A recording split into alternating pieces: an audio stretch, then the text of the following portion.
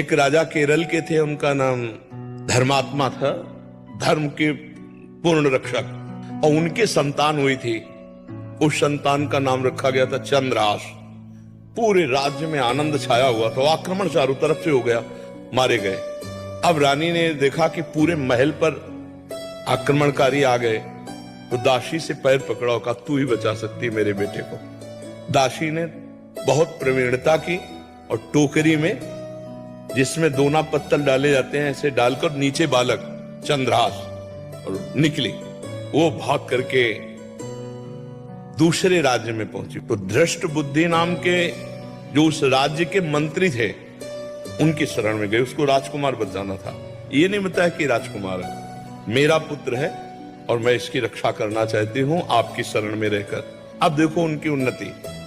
अब एक दिन धृष्ट बुद्धि की पुत्री थी, उसका नाम था विषया।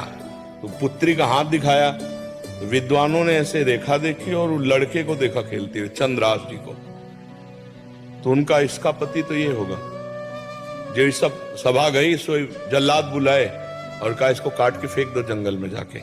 जब वो जल्लाद जंगल में ले गए, बोले, बेटा तुम्हें पता हम क्यों लाए? तो उनका, हमें तो पता नहीं। तो उनका, तुम्हें मारने लाए हैं। मैं मारूंगा नहीं तुम्हें। उन्होंने देखा तो 6 अंगुली थी, 1 अंगुली काट ली और कहा, राजा को दिखाऊंगा जाके कि तुम्हारा वध कर दिया, पर तुम यहां से भाग जाओ।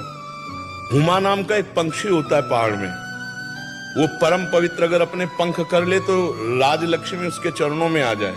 वो आकर के बैठ गया चंद्रहास जी के ऊपर। इतने में चंदनवती नाम के राज्य का छोटा राजा, दृष्ट बुद्धि जो बादशाह के मंत्री थे, उनके यहाँ वो कर देने जा रहा था। तो जब गए तो देखा चंद्रहास जी सुंदर राजकुमार, और अंगुली कटी हुई, तुरंत पट्टी बांधी और लेकर के वापस चले गए।